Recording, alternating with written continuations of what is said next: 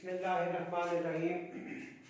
इस वक्त वही इक्वेशन कंटिन्यू है जिसको homogeneous equation of second degree in two variables का हमने नाम दिया हुआ है। वेरिएबल है एक्स और वाई, तादाद में दो है, होमोजीनियस है, वेरिएबल की हर जगह पावर सेम है, सेकंड डिग्री है, वो पावर 2 है। तो ये पेयर ऑफ लाइन को रिप्रेजेंट करती है पासिंग थ्रू द ओरिजिन। इससे पहले हम दो लेक्चर डील कर चुके about the nature of lines और कुछ एमसीक्यूज डिस्कस कर चुके जिसमें angle between that pair of lines भी फाइंड आउट किया गया। अब हम इसी को आगे बढ़ा रहे हैं। हमने ये बात नहीं की अभी तक कि वो जो लाइनों का पेयर है, that is pair of lines, जो यहां से दो लाइनें बनती हैं वो कौन सी है। अगर आपको कह दिया जाए find those lines, find the lines represented by this pair, जैसा कि ये है, ये आपके पास एक लाइंस का पेयर है 10x² - 23xy - 5y²। It is a pair of lines passing through the origin. कैसे पता चला कि पेयर ऑफ लाइंस है, पासिंग थ्रू द ओरिजिन है? आंसर उसका वेरिएबल की पावर 2 है, यानी कि होमोजीनियस इक्वेशन है, हर जगह दो वेरिएबल्स हैं, सेकंड डिग्री इक्वेशन है, ये पेयर ऑफ लाइन ही बनाएगी पासिंग थ्रू द ओरिजिन। हमसे क्वेश्चन पूछा गया फाइंड दोज लाइंस, एमसीक्यू भी हो सकता है, शॉर्ट क्वेश्चन भी हो सकता है।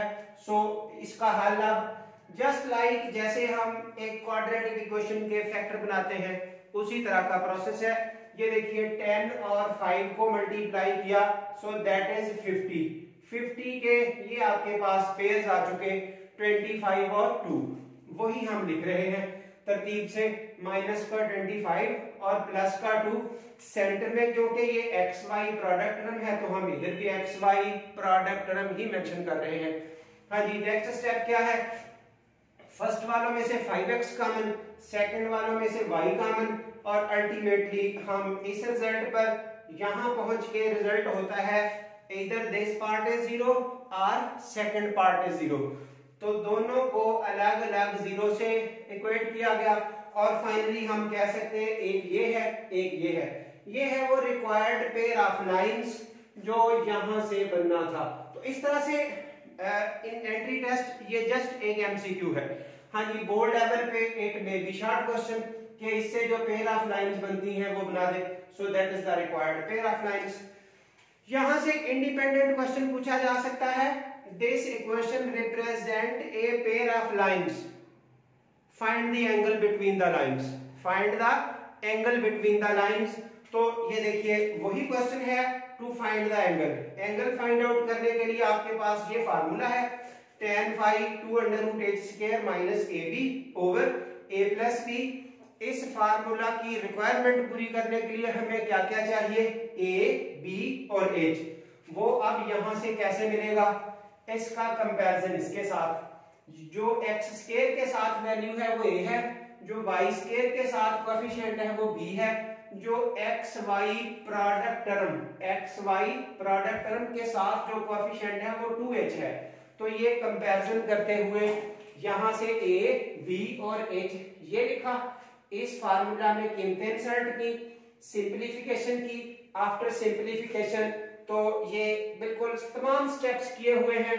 -3² में प्लस हो गया 23 का स्क्वायर 529 डिवाइडेड बाय 4, और अगले स्टेप में ये सिंपलीफिकेशन हुई, ये 2 से 2 कैंसिल हुआ, इसका सॉल्यूशन 729, और ये finally 10 of this, tan phi = 27/5 and phi = tan inverse of this.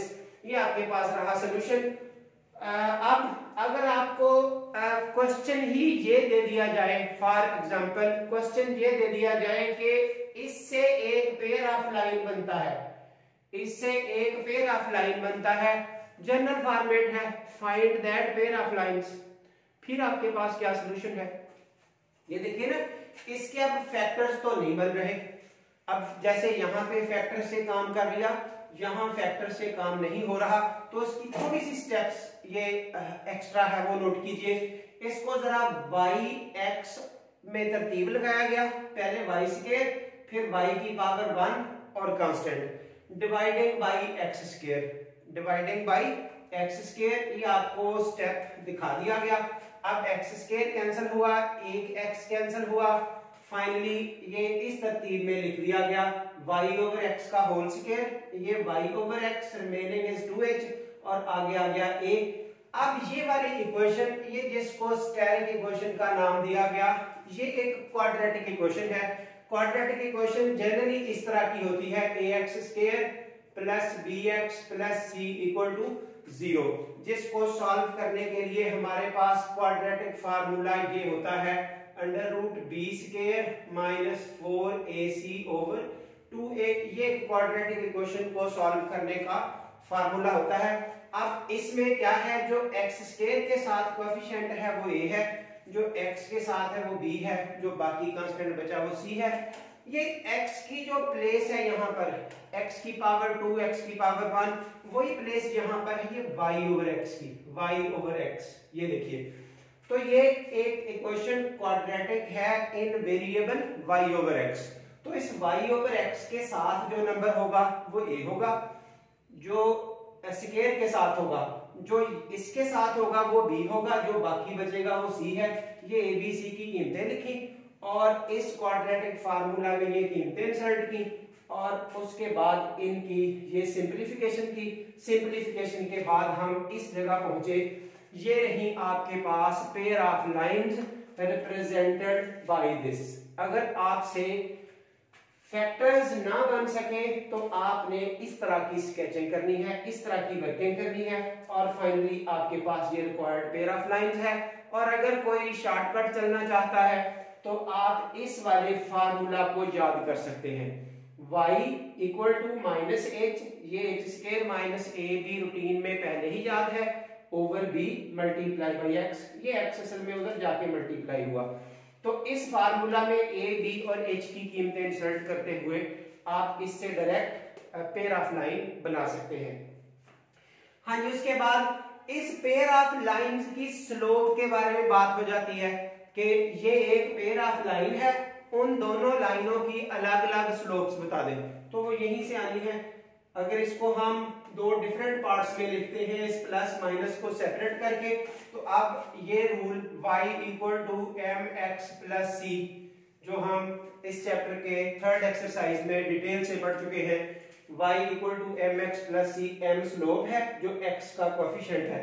तो ये देखिए, जो x का यहाँ कोएफिशिएंट है ये एक लाइन की स्लोप है, ये आपके पास दूसरी लाइन की स्लोप है, जो दो लाइनें यहाँ से बनी, एक का नाम हमने m1 कह लिया, एक का नाम m2 कह लिया। और अगर हमें एंगल बिटवीन द लाइंस का फार्मूला बनाना हो तो जो फार्मूला हम एक्सरसाइज 4.4 में पढ़ चुके, angle from one line to another, तो ये था m2 minus m1 over 1 plus m1 m2। ये दोनों स्लोप्स यहाँ यूज करते हुए सिंप्लीफिकेशन करेंगे तो आपके पास ये required pair of angle between the lines आ जाएगा। और अगर यहाँ पर अक्यूट एंगल की बात करना शुरू कर दे कहीं कि वो एंगल बता दे जो 90 से कम हो, find the angle acute between the lines, तो इसी फार्मूले में यहाँ मॉड लगना है। ये मॉड आप जो इस वाला फार्मूला इसमें भी यूज कर चुके हैं अक्यूट एंगल फाइंड आउट करने की खातिर। तो इस तरह से एंगल बिटवीन द लाइंस का फार्मूला जनरेट हो सकता है, पेयर ऑफ लाइन इससे बन सकती है और इस फार्मूला को डायरेक्ट यूज करते हुए इन क्वेश्चंस में भी आप वर्किंग कर सकते हैं अगर शॉर्टकट चलना है। और अगर आप पेयर्स बना के इस तरह काम करना चाहें तो देन पेयर ऑफ लाइंस बन सकता है। अब इस एक्सरसाइज 4.5 के फर्स्ट 5 क्वेश्चंस आप आसानी से मैनेज कर सकते हैं, यहाँ कोई बॉदरेशन नहीं है, जस्ट इसी तरह का डाटा है, यानी कि जहां आपसे ये सब में फैक्टर्स बन जाने इस तरह के, अगर कहीं फैक्टर ना बने तो ये जनरल फॉर्मेट भी बता दिया, क्योंकि जब पेपर वाला पूछता है जनरल क्वेश्चन तो इसी का पूछ लेता है, तो उस वक्त फिर बच्चे को पेयर बनाना नहीं आते, पेयर उसके बनेंगे कैसे, तो वो उसका सोल्यूशन करके आपको दिखा दिया। ये फार्मूला बन गया, इसी फार्मूला को आप यहाँ ए बी एच के लिए यूज करते हुए डायरेक्ट आंसर लिख सकते हैं, अदरवाइज ये पेयर्स तो बन ही रहे हैं। और ये एंगल बिटवीन द लाइंस का अलग क्वेश्चन पूछा जा सकता है, एक एमसीक्यू शॉर्ट क्वेश्चन पूछा जा सकता है angle between the lines. Acute angle का क्वेश्चन पूछा जा सकता है एक एमसीक्यू में। तो स्लोप्स की बात हो सकती है, तो लाइनों की स्लोप बता दें, तो यहां से आप इस तरह फार्मूला से मैनेज कर सकते हैं, या यहां से भी आप y इक्वल टू से इसको लिखेंगे y इक्वल टू -5x, इस लाइन की स्लोप -5 है। इसी तरह इस लाइन की स्लोप आपके पास आ जाएगी y इक्वल टू ये 2/5x, तो इस लाइन की स्लोप आपके पास 2/5 आ जाएगी, इस लाइन की स्लोप आपके पास -5 आ जाएगी। इस तरह भी स्लोप्स आप फाइंड आउट कर सकते हैं। यानी कि ये मुख्तलिफ सेटअप्स आपको समझाए हैं कि मल्टीपल चॉइस क्वेश्चंस या शॉर्ट क्वेश्चंस में आपसे इस होमोजेनियस इक्वेशन के बारे में क्या क्या डिटेल पूछी जा सकती है।